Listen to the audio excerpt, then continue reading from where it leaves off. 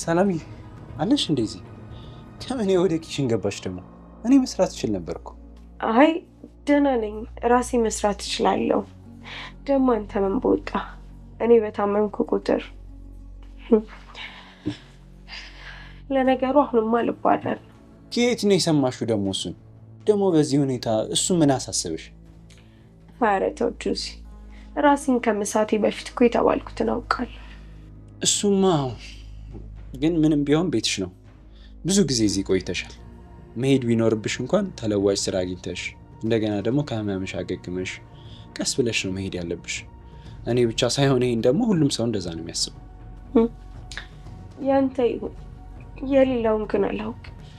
ኖ የሁሉም ስሜት እንደዛ ነው እያልኩሽ እኮ ነው። እንዴ ሰው ሲናደድ ብዙ ነገር እኮ ሊናገር ይችላል፣ ግን የተናገረው ነገር ሁሉ ያምንበታል ማለት አይደለም። እንደ ቃልህ ይሁንልኝ።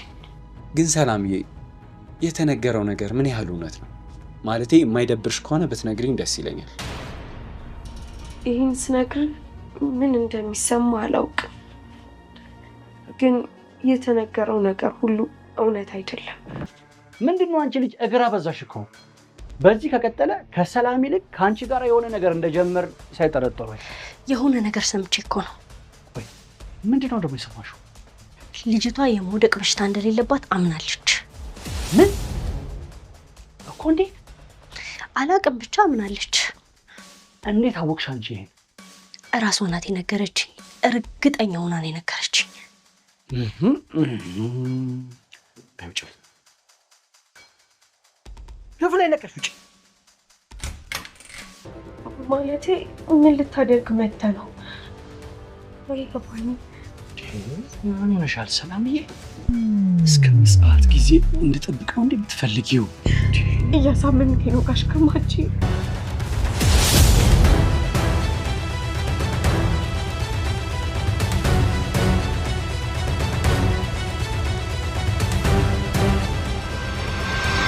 ሳሚ አባቱ ላይ ባየው ነገር በጣም ደነገጠ። እንግዲህ ከአሁን በፊት ሰላምን በጣም ሲሰድባት ነበረ። ምክንያቱም ሜሮን ያልሆነ የሆነው ሁሉ ስለሷ ቀበጣጥራ ስለነገረችው አምኗት ስለነበረ በጣም እየሰደባትና ከፍ ዝቅ ሲያደርጋትና ሜሮን ንግስት ናት፣ የዚህ ቤት ንግስት ናት፣ ምንም እንዳትናገረት፣ እሷን ያዘዘችሽን ታዘዥ፣ አይ ካልሽ ደግሞ ስራውን ለቀሽ መውጣት ትችያለሽ ብሏት ነበረ ከቤት የወጣው።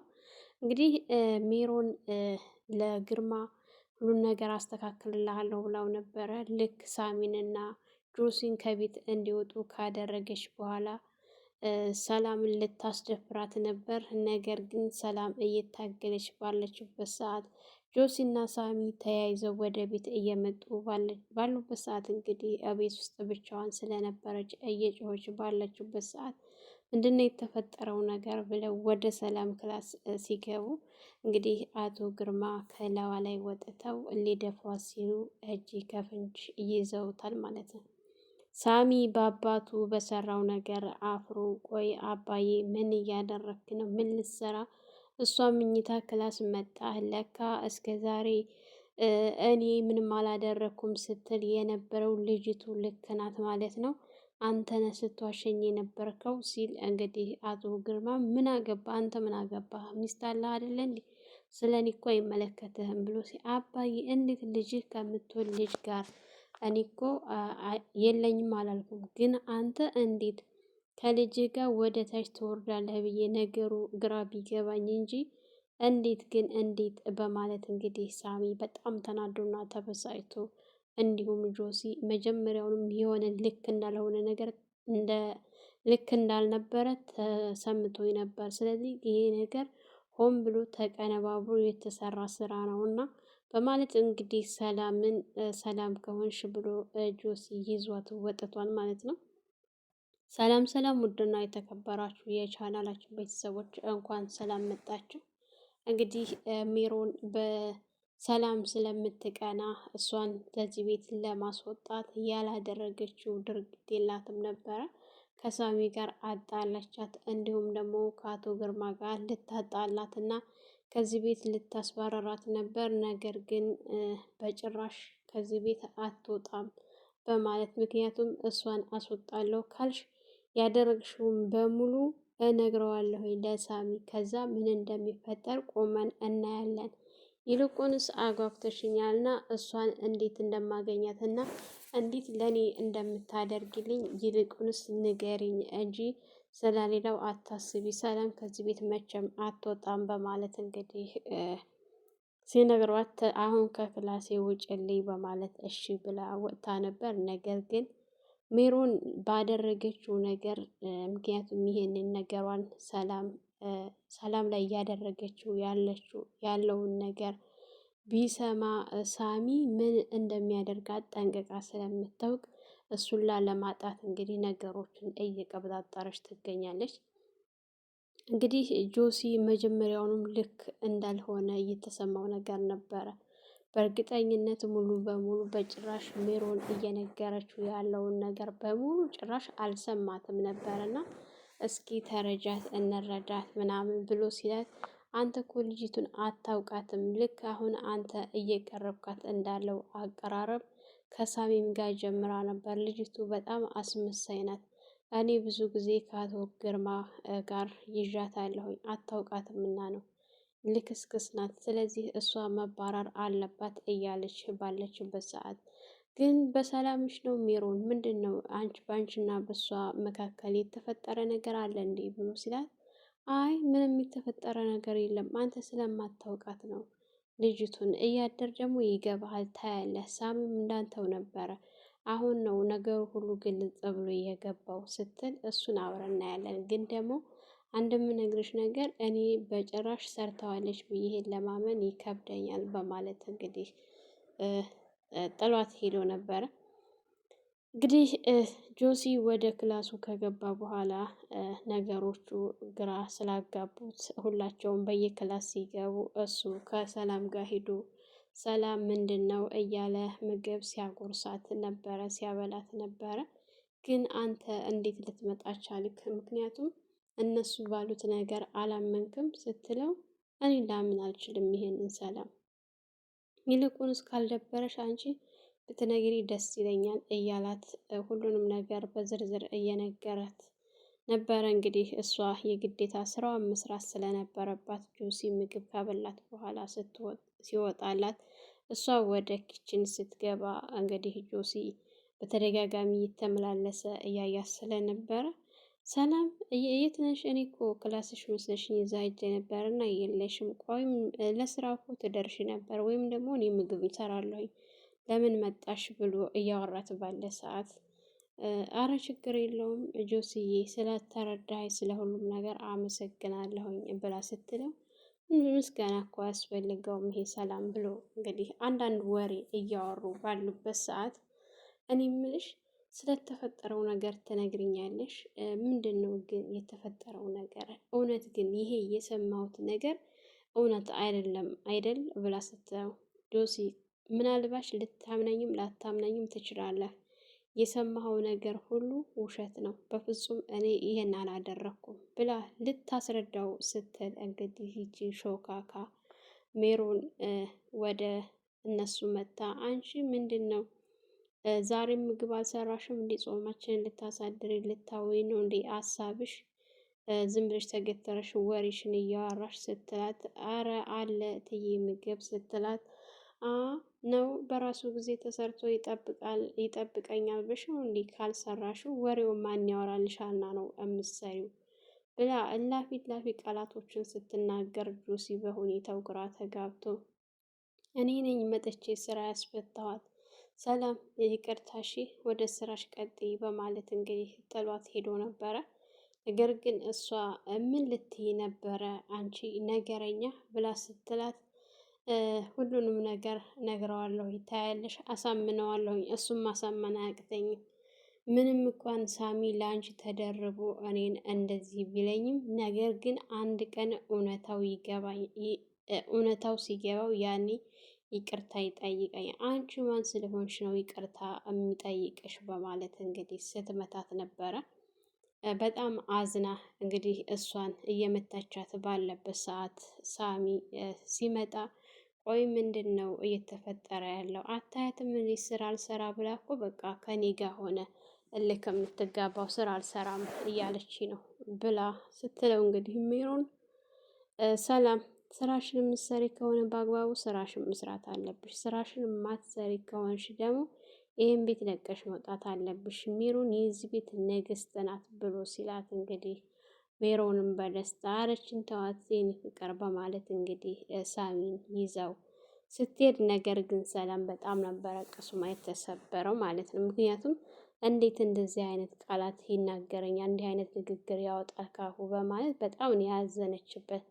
ምንም ቢሆን ጥሩ ተቀራርበው በጥሩ ሲያወሩ የነበሩ ሰዎች በአንድ ጊዜ እንደዚህ ገልብጥ ሲልባት በጣም ነው ያዘነችውና ልቧ የተሰበረው ማለት ነው።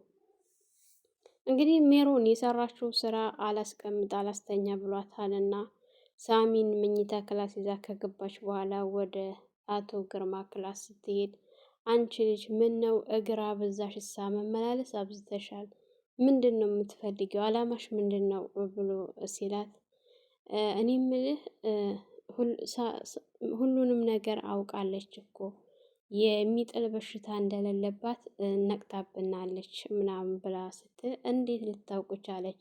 አላውቅም ብቻ እርግጠኛ ሁና ስትከራከረኝና ስትነግረኝ ነበረ የሚጥል በሽታ እንደሌላት። ምክንያቱም እንግዲህ አቶ ግርማና ሜሮን እያወሩ በነበረበት ሰዓት በር ላይ ተለጥፋ ሁሉንም ነገር ስለሰማች ቢያንስ ይሄ በሽታ ባለመኖሩ በጣም ነበረ ደስተኛ የሆነችው። የሚጥል በሽታ እንደሌላት ስታውቅ ደስተኛ ሆና ነበረ። እነሱ አሁን በእነሱ ቤት ማንም የሚያውቀው የለም ብለው ነበር። ግን እሷ ፈጣሪ ሲረዳት ነገሮችን በራሷ ጆሮ እንድትሰማ አድርጓታል ማለት ነው። እንግዲህ ይህ ነገር በጣም ሰላም እየነሳት ነው ያለው በአሁን ሰዓት ላይ ሜሮንን እንዴት ምናምን ብሎ አቶ ግርማ ግራ ቢጋባም፣ ነገር ግን ክላሴን ለቀሽ ውጪልኝ ብሎ ሲላት እሺ በማለት ክላሷን ለቃ ወጥታ ነበረ። እንግዲህ አቶ ግርማ በድጋሚ ሜሮን እንደዚሁ ክላስ ተቀምጣ ቢያገኛት በእርግጠኛ ነኝ ሳሚ ይሄ ክላስ እየመጣሽ እዚህ የምትገቢው ነገር ከሰላም ጋር ሳይሆን ሌላ ነገር እንዳለን የሚያስጠረጥረው ከአንቺ ጋር ነው። ስለዚህ ክላሴን ለቀሽ ውጭልኝ በማለት ሲያባረራት ነበረ ማለት ነው። ጆሲና ሳሚ ትንሽ ተደባብረው ነበረ። ወደ ውጭ ወጥተው ራሳቸውን ፈታ አድርገው እያደረጉ ባሉበት ሰዓት እንግዲህ ሜሮን ሰላምን ለማቆሸሽ ስለሆነ ስራዋና አላማዋ ልክ እነሱ ከቤት እንዲወጡ ካደረገች በኋላ እነሱም አምነዋት ከሄዱላት በኋላ እሷም ቤቱን ለቃ ሄዳ ነበር። አቶ ግርማ ብቻ አስቀምጣ፣ ምክንያቱም የፈለገውን እንዲያደርግ እንዲመቸው ብላ ነበር ቤቱን ሁለታቸውን ብቻ አድርጋ ጥላ የሄደችው። ነገር ግን ጆሲ ብዙ ጊዜ ውጭ መቆየት አይፈልግም፣ ወደ ቤቱ መመለስ ነበርና የፈለገው።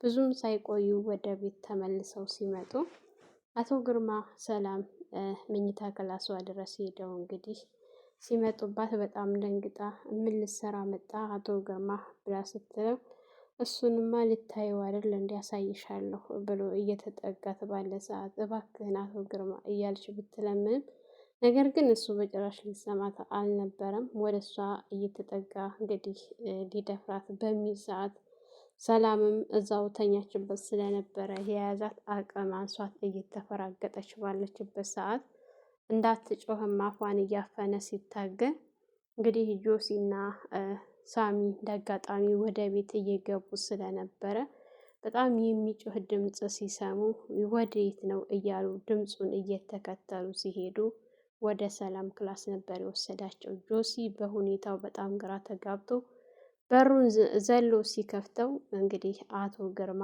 ሊደፍሯት ከላያ ላይ ሆነው ሲታገሏት ነበረ የደረሰው። ሳሚም ሆነ ጆሲ በአባቱ ነገር በጣም አዝኖ ሁለታቸውም እየተመለከቱ ባሉበት ሰዓት ቆይ አባዬ ምን ልትሰራ መጣህ እዚህ? ምን ታደርጋለህ? ብሎ ሲለው ሳሚ እናንተ ምን ልታደርጉ መጣችሁ ነበረ የአቶ ግርማ ምላሽ ማለት ነው። እንኳን ሊያፍሩና ሊሸማቀቁ ይቀርና ጭራሽ ምን ልትሰሩም ነው የመጣችሁት ብሎ እሷ እኮ ትወደኛለች፣ እሷ እኮ ወዳና ፈቅዳ እንጂ እናንተ ምን ቤት ናችሁ በማለት ሲጮህባቸው እንግዲህ ሳሚ አባዬ እስከ ዛሬ ድረስ አባቴ ነህ ብዬ ሳከብርህ ነበር። ነገር ግን እንደዚህ አይነት የወረደ ስራ ስትሰራ ግን ቆሜ አላይህም በማለት ሳሚ ሲናገር ጆሲ ራሱ በጣም ተናዶ እንዴት ይሄን ታደርጋላችሁ?